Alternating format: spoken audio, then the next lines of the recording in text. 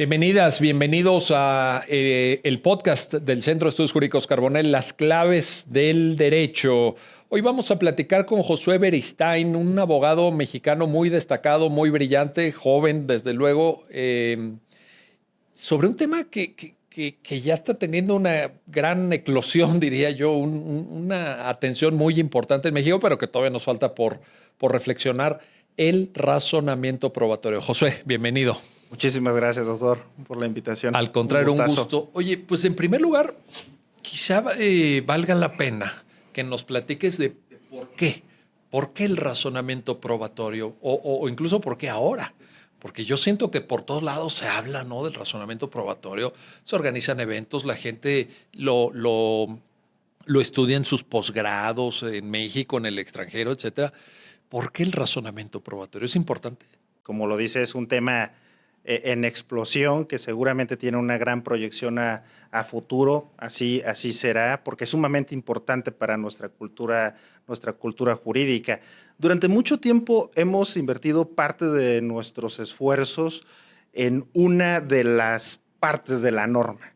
Y acá me gustaría ejemplificar esto o ser muy claro en esta parte.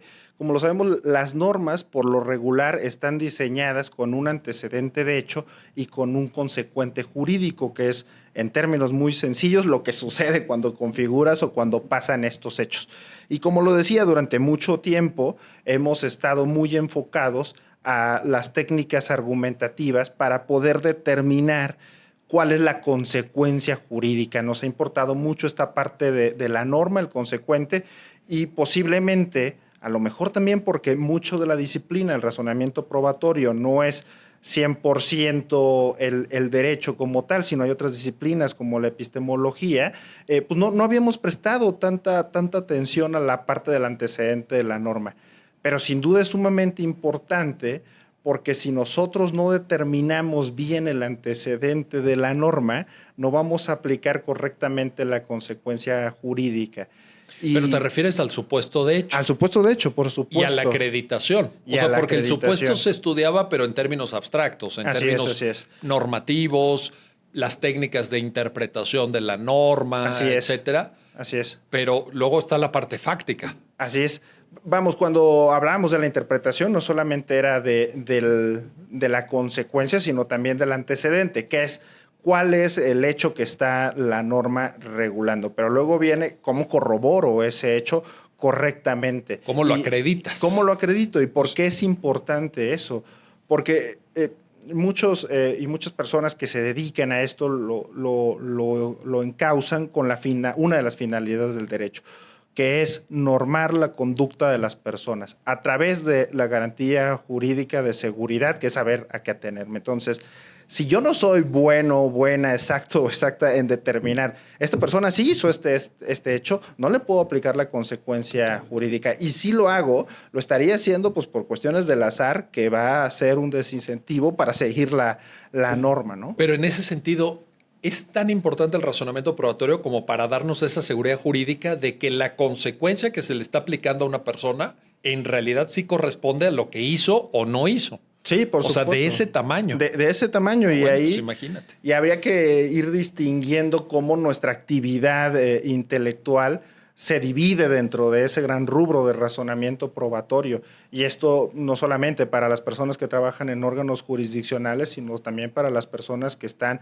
en la abogacía y, por supuesto, las que están estudiando la carrera. En grandes rasgos, la actividad probatoria tiene una primera etapa, que es la conformación de los elementos de juicio, una segunda etapa, que es la de la valoración de esos elementos de juicio, y una tercera etapa, que es la de la decisión, con finalidades distintas, ¿no? Y si nosotros atendemos esas finalidades, las normas que están acompañando ese proceso pueden ser encausadas de mejor manera.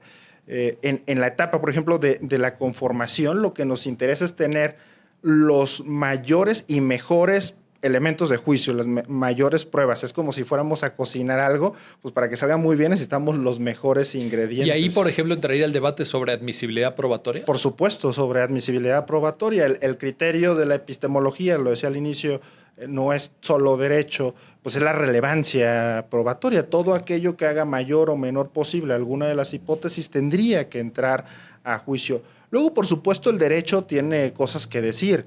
Algunas pruebas podríamos decir van a aportar mucho, pero pueden estar derivadas de alguna violación, por ejemplo, el derecho humano a la intimidad, a una comunicación personal, y ahí hemos tomado decisiones de, aunque es muy relevante para el proceso, no admitirlas, pero en un inicio deberíamos admitir todo.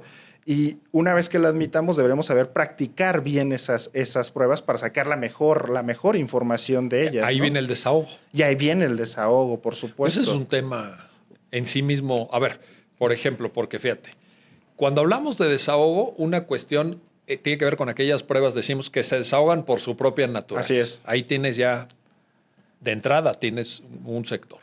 Pero, por ejemplo, prueba testimonial. Sí, sí, sí. O sea, la práctica del interrogatorio, del contrainterrogatorio. Y luego tienes, yo creo que ese también es un mundo, es un universo, ahorita sí que lo platicamos, que es prueba pericial. Prueba pericial, por supuesto. Pero en términos de esa configuración de cómo vamos a desahogar el caudal probatorio, a mí me parece que hay un campo ahí enorme. ¿Estás de acuerdo? No, completamente de acuerdo. Hemos hecho esta distinción, como bien lo comenta, entre pruebas que por su propia naturaleza se desahogan y propias que necesitan una preparación, un desahogo para sacar la información en términos muy coloquiales, ¿no? Lo que no quita que algunas, como las documentales, también puedan ser objetos de un desahogo cuando su fiabilidad se pone, por supuesto, en duda. Pero insistimos, aquí vuelven a entrar otras disciplinas, como la psicología del testimonio, hablando de la prueba testimonial, que recupera conocimientos de la psicología de la memoria, cuando es factible que en verdad tengamos un recuerdo fiable por las circunstancias en las que vimos el hecho, por el tiempo de exposición en el que estuvimos, por qué tan contaminado esté el recuerdo, ¿no? Un concepto que sí se ha utilizado para otro tipo de pruebas como la cadena de custodia, posiblemente no se ha utilizado tanto, por ahí hay un precedente de la Corte con analogía de la cadena de custodia del recuerdo. ¿Cuántas personas ya te preguntaron antes ese hecho o incluso te dieron alguna información sugestiva, ¿no? Fuiste expuesto a versiones contradictorias, diversas, interesadas o que pretendían influir sobre la configuración de ese recuerdo. Así es. Y la pericial, como bien pericial. Lo comenta. Oye, digo, ahí sobre desahogo, yo creo que en sí mismo daría para una reflexión. Y el tema valorativo, Josué, porque yo también ahí veo la valoración de la prueba, parece que a veces, por un lado, seguimos en un paradigma todavía premoderno de íntima convicción, por supuesto, etcétera, y luego, pues lo que esto lleva aparejado, que es, me parece, un enorme subjetivismo. Sí, sí. Casi, a este testigo sí le creo, a este testigo no le creo. El peritaje me parece que no tiene mucha sustancia. Híjole, y ahí el conocimiento jurídico... Pues, ahí en la íntima convicción, si me permiten la analogía, pues se pierde mucho de nuestras garantías procesales, porque vamos formando un proceso con garantías que al final lo que buscan es un equilibrio entre los intereses en juego y una buena producción de la decisión, pero luego no decimos nada sobre la decisión, porque la íntima convicción es, pues yo creo, mi creencia es que sí hay que... Y en consecuencia decido X o decido Y o decido Z. Así es, y luego no es controlable, porque si la decisión se basa en la creencia, por ende el estándar de corrección es la creencia. Sí, o sea, totalmente. Lo máximo que podríamos decirle a un juez o una jueza que ha dicho bajo su creencia es, oye, antes habías dicho que no creías eso. Correcto. Pero tampoco es que estemos corrigiendo la decisión, ¿no? Por eso la teoría racional de la prueba lo que viene a proponer son otros mecanismos de valoración. en la valoración individual, por decirlo de una manera muy rápida, es la fiabilidad de tal medio de prueba que va de la mano con cómo se desahogó, cómo se preparó. Pensemos en un testigo. Una persona que le hemos preguntado más si es un niño o una niña 20 veces sobre un hecho, que aparte le hemos dicho, pero era una persona alta, en vez de decirle la altura, pues posiblemente cuando valoremos ese testimonio digamos que no es tan fiable. Después vendrá la valoración conjunta. Por lo regular, y eso es lo deseable, no existe solamente un medio de prueba, sino existen otros de los cuales vamos extrayendo información, y esa información pues, se puede ir corroborando si hay una coherencia. Acá juegan mucho pues, las máximas de la experiencia, ¿no? De un hecho probado tenemos que llegar a un hecho a probar a través de máximas de la experiencia, y el criterio de corrección de esa máxima de la experiencia pues podría ser la base estadística que pudiera tener, ¿no? ¿No te da la impresión que de todas formas la categoría misma de máximas de la experiencia en el caso mexicano al menos todavía es poco estudiada? Sí, sí. Y permitiría, sí, digamos, llegar a situaciones con un cierto carácter de implicación subjetiva, porque si tú dejas atrás el paradigma de la íntima convicción, con la idea de aminorar este tipo de riesgos, claro, de procesos decisionales de baja calidad o no corroborables o no confrontables con ciertos estándares, y pasas a máximas de la experiencia, pero como categoría todavía en construcción, sí, como supuesto. categoría pues un tanto, no digo vacía, pero bueno, no de configuración clara en cuanto a su alcance, pues estás llegando un poco a lo mismo. Sí, por supuesto. Acá el tema es volver a explicitar de dónde derivo esta máxima de la experiencia, ¿no? Hay autores que lo que dicen es la máxima de la experiencia es una regularidad de cierto acontecimiento con cierta consecuencia, y es una regularidad que se puede decir, lo ideal sería registrada de manera estadística, ¿no? Y hay otras que pues, son meramente subjetivas. Pensemos en alguien que dice las personas con cierta enfermedad terminal no tienen por qué mentir. Pues es una máxima de la experiencia que si buscamos no tiene ningún respaldo científico. Sí, le preguntamos cuál es la fuente de ese conocimiento. ¿Cuál es la fuente de este conocimiento? ¿Cuál es la fuente? Yo lo creo, y ahí volvemos al terreno de la íntima convicción. Sí. Pero por eso la obligación de motivar la decisión, sí, que eso lo hemos dicho en otros espacios, es una obligación constitucional. Sí. Y no pasa solo por la parte de la consecuencia de la norma, sino por el antecedente y por cómo estoy corroborando esos hechos. Hay que motivar, de explicitar de dónde saco mi máxima de la experiencia, cuál es el respaldo que tengo de esta, para después pueda ser controlable o no. Y este ejercicio del control me parece que no solamente es por esta decisión, o sea, no solamente es por la decisión A, sino ese ejercicio de control va haciendo, y lo voy a decir en términos muy figurados, que tengamos como un bagaje, por supuesto no acaba ahí, pero como un grupo de máximas de la experiencia que ha estado contrastado en distintas instancias y donde se han dado fuentes estadísticas que dicen es muy, muy regular que cuando pase este hecho acontezca este otro, y por eso la máxima de la experiencia que está basando el razonamiento es aceptable. Claro, nada es un conocimiento absoluto porque estamos hablando... siempre son aproximaciones probabilísticas.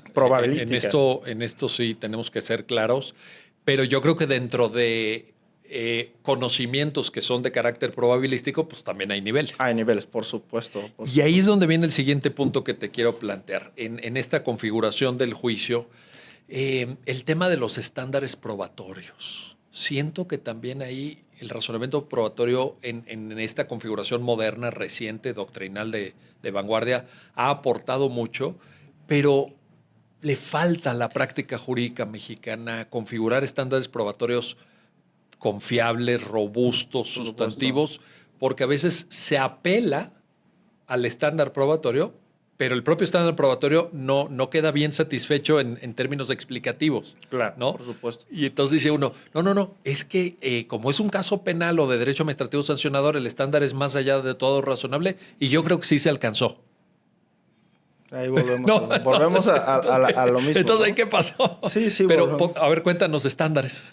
Danos un comentario. Como bien lo dice, creo que Desde el concepto de estándar y los otros, hay algunas confusiones conceptuales, ¿no? Uno ve sentencias que tienen muy buena intención de aportar, pero usan el término estándar cuando se están refiriendo a práctica probatoria con poderes probatorios, ¿no? Sí. Recientemente por ahí vi una que decía, el estándar acá ayuda a que se esclarezcan estos hechos. Yo creo que lo que quería y la sentencia referir es que este poder probatorio que le estaban dando un juez o una jueza iba a ayudar a esclarecer los hechos porque iba a poder traer mejores elementos. Pero tenemos que partir que el estándar es un umbral de decisión.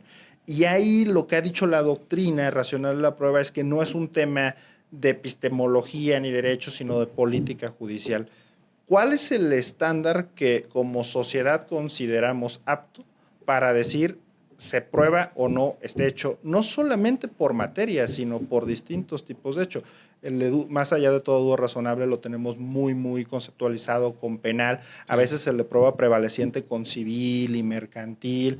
Pero luego pasa esto, que no estamos exteriorizando cómo se cumple ese estándar. La teoría ha dado algunos criterios, por ejemplo, cuando hay un acervo bastante completo, con bastante peso, que dé una decisión y que no esté por ninguna otra hipótesis desvirtuada o alguna otra imaginaria. O sea, esto hablamos de obligaciones argumentativas pues muy exigentes porque estamos hablando de estándares muy fuertes porque implican una decisión pues de una envergadura que, bueno, en penal, imagínate, que es la libertad, ¿no? Nada más que te manden 30 años, ¿no?, a la cárcel, pues claro, ahí va tu vida.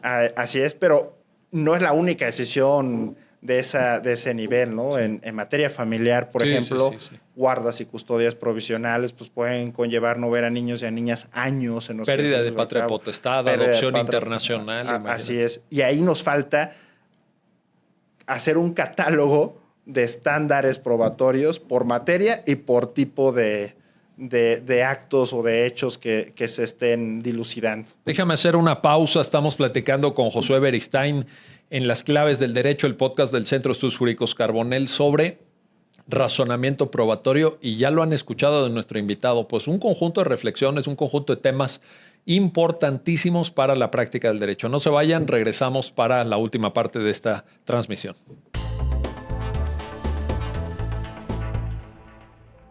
¿Te gustaría dominar las técnicas de interpretación en argumentación constitucional?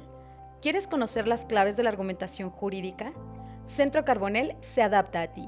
Diseñamos 2 opciones para que continúes con tu preparación: máster en argumentación jurídica con duración de 1 año y un diplomado en argumentación jurídica que podrás tomar a tu ritmo y a tu tiempo. Para más información, síguenos en nuestras redes sociales.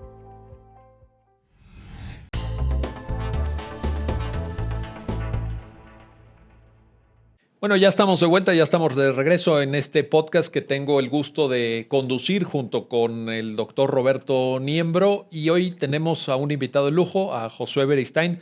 Nos está comentando, ya lo escuchaban ustedes antes del corte, del tema del razonamiento probatorio, y nos quedamos, Josué, en el estándar. Y uno de los temas, yo te quería plantear esto.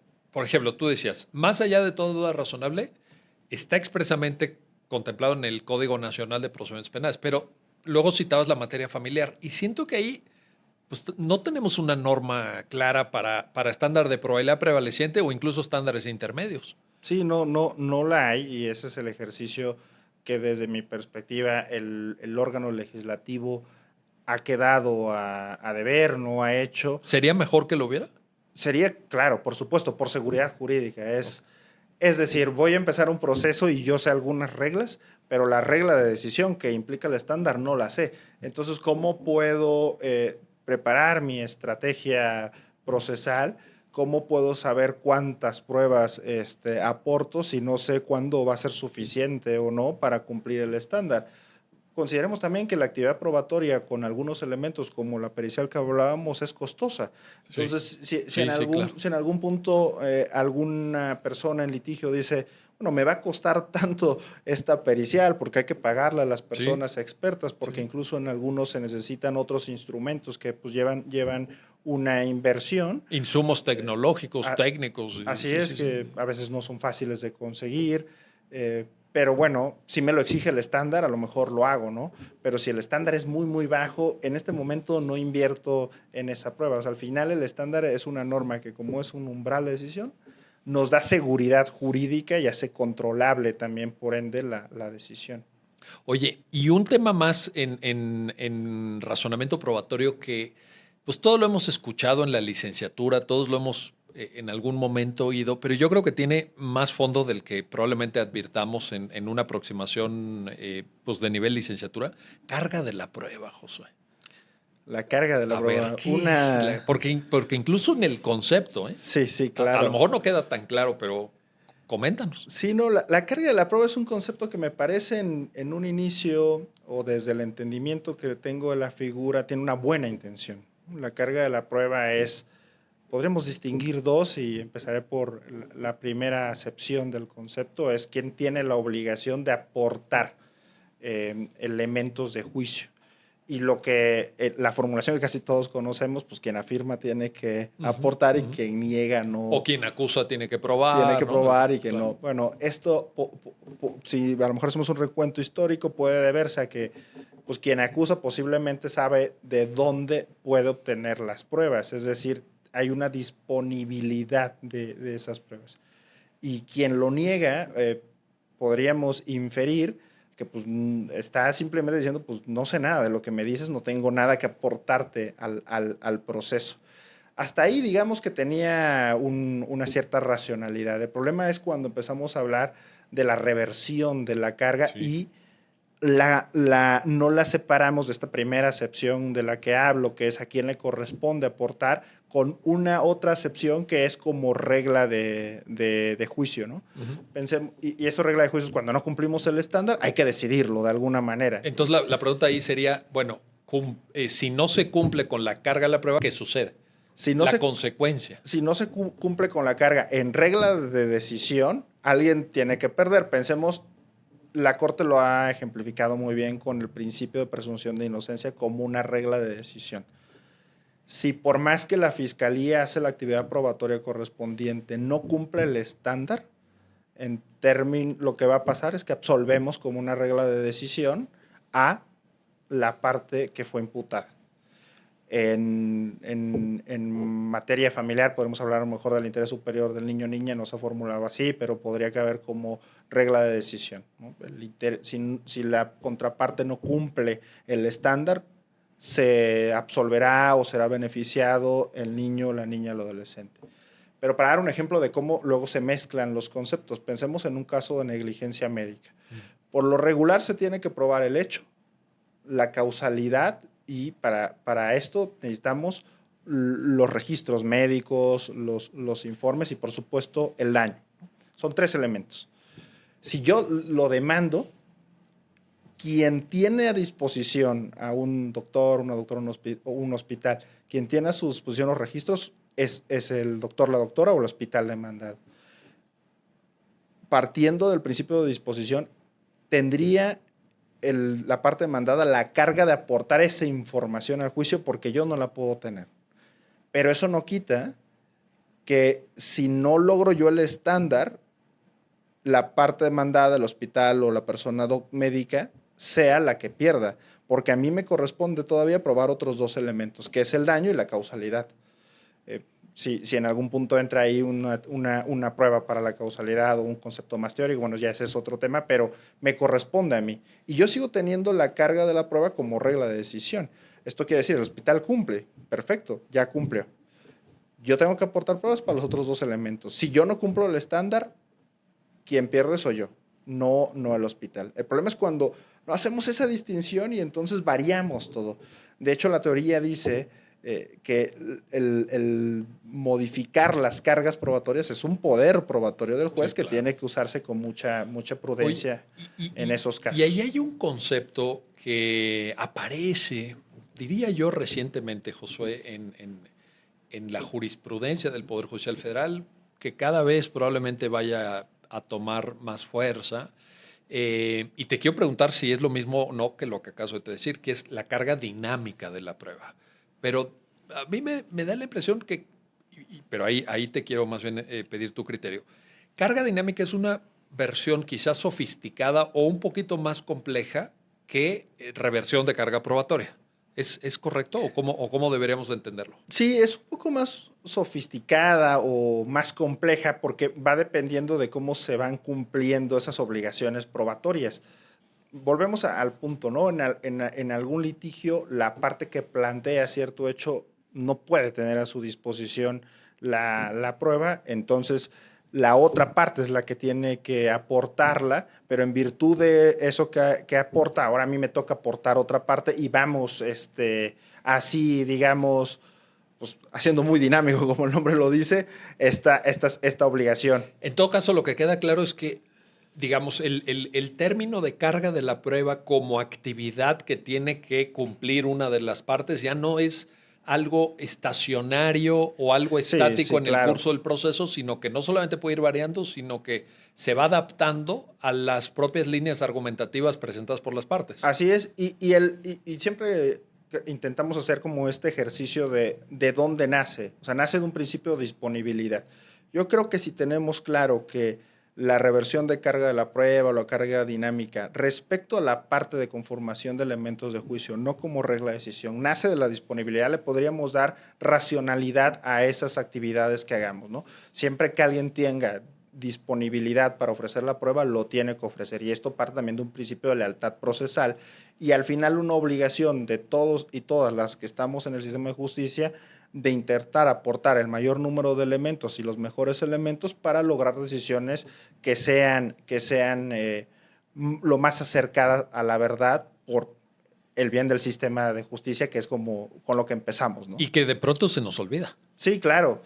Uno no pierde de vista, por supuesto, que hay distintas estrategias y ahí cada quien verá por los intereses procesales que tenga, los intereses de las partes a quienes se representa, pero es el juez o la jueza que como rector del proceso puede ejercer ciertos poderes probatorios.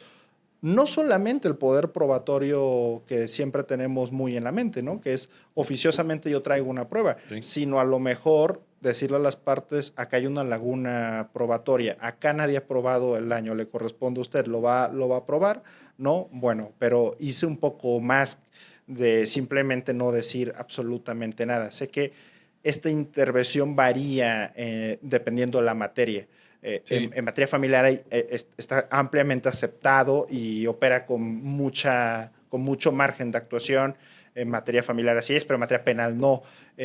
Yo, de un concepto muy propio, diría que debe operar casi en todos, por supuesto, cuidando la contradicción, porque es otra garantía que nos ayuda a corroborar los hechos. Si yo como juez en materia familiar traigo una prueba a juicio, tengo que cumplir con la contradicción, tengo que darle vista a las dos partes para que digan algo sobre la prueba. ¿Por qué? Porque con ese ejercicio que hagan, vamos a poder sacar la mejor información de esa prueba.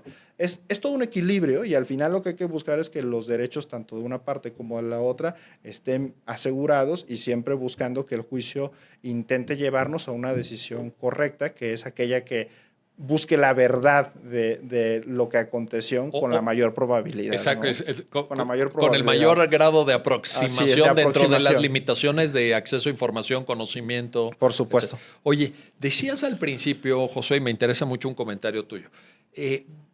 No todo en el razonamiento probatorio es derecho. Así es. Mencionaste la psicología, pero hay muchas ramas del conocimiento que nos son un tanto ajenas a los abogados, a las abogadas, pues porque evidentemente no nos lo enseñan en la carrera. La pregunta que te quiero hacer es cómo asomarnos, cómo aproximarnos. No está fácil. Uno a veces no termina ni de estudiar su propia cancha. Sí, por supuesto. Su propio campo y de repente, oye, psicología del testimonio, temas de toxicología, temas de márgenes de error en conocimiento científico, todas estas discusiones que ha habido. ¿Cómo? Sí, ¿Por dónde? Si alguien, un estudiante te pregunta... No, es un reto, ¿no? Yo creo que ahí lo que tendríamos que hacer es identificar en nuestra actividad. Sabemos que dentro del derecho hay muchos rubros, hay muchas materias, entonces creo que tendríamos que ir sectorizando. Entonces yo voy identificando, yo me dedico, volvemos al caso de negligencia médica, pero muy especializado en temas de traumatología. Entonces me parece que al estar tan focalizado, empiezo a hacer un esfuerzo por entender ciertas premisas generales de lo que me toca en el día a día de esa disciplina. Siempre vamos a tener la posibilidad de que una persona experta nos dé su dictamen pericial, pero si empezamos a familiarizarnos con esas generalidades de la disciplina correspondiente, creo que nos va a ser mucho más fácil entender el dictamen pericial que se nos presente. Y luego hacer el interrogatorio de perito. Por supuesto, por Porque supuesto. también ahí muchas veces siento que la práctica del interrogatorio a especialistas, a expertos, se queda un tanto corta por parte de nuestros colegas abogados y abogadas. Sí, porque justo también nos falta pues sí, entender, ir manejando cada vez más la estructura de la prueba pericial, ¿no? La doctrina, autores reconocidos como Carmen Vázquez lo que dicen es un razonamiento similar al que usamos, una premisa mayor que son, lo decía, las bases de la disciplina en ese momento, los hechos relevantes que se utilizan y la subsunción. Entonces, si nosotros vamos atendiendo esta estructura, creo que podemos facilitar preguntas asertivas al perito, que también hay que ponerse en su lugar, ¿no? Es una persona experta, doctora, que viene a un juicio donde una persona pues jueza le pregunta y puede también tener un cierto nerviosismo propio del escenario. Sí, no, sin duda, pero ahí también cuenta mucho a veces, respetando, por supuesto, el principio de contradicción, que sepan hacer los abogados, las abogadas las preguntas adecuadas. Las preguntas. Y que luego la forma de plantear las preguntas permita que también en la discusión se entre al fondo, sí. Porque ahí es donde yo siento que nos quedamos un poquito como en la superficie, ¿no? ¿Y usted qué ha estudiado? ¿Y usted cuántos dictámenes ha hecho? ¿Y cuál es la metodología que ha usado? Sí, pero a ver, ¿qué fue lo que dijo al final? Claro. ¿Y cómo esto se relaciona con los puntos de la litis? ¿Y cómo se puede refutar? Claro, por supuesto. ¿O cómo podemos ir configurando un esquema de falseabilidad de las propias afirmaciones? O sea, Sí, es un camino en el que estamos, que tenemos que seguir recorriendo. Insisto, creo que tenemos que sectorizar, porque como decimos, es imposible tener un conocimiento de todas las disciplinas. Al final, el derecho es transversal en la vida de todas las personas y en algún punto nos toca ver a lo mejor un caso de contabilidad, a lo mejor un caso médico, después nos puede tocar ver otro tipo de disciplinas, entonces es difícil, pero si vamos sectorizando, nos vamos asociando un poco con las premisas generales, muy, muy particular a lo que día a día vemos, creo que podemos hacer muy bien estas preguntas, margen de error de la técnica que se emplea, si esto está respaldado por la comunidad de personas expertas, si hay otras publicaciones posteriores que han analizado la técnica, si hay a lo mejor otras mejores a la que se está empleando acá, si tienen sustento o no. Pero bueno, vamos en ese camino para ir construyendo una cultura jurídica pues, mucho más robusta en este tema. Pues vaya que nos falta y muchas gracias, Josué, por esta reflexión que sin duda meritaría cada uno de los puntos que tocaste en sí mismo es de la mayor relevancia. Y te agradezco mucho a nombre de Roberto Niembro y de un servidor tu participación en este podcast. No, al contrario, muchas gracias. Estamos a la orden. Gracias, Josué. Y gracias a usted por acompañarnos en un episodio más de Las Claves del Derecho, el podcast del Centro de Estudios Jurídicos Carbonell. Hasta pronto.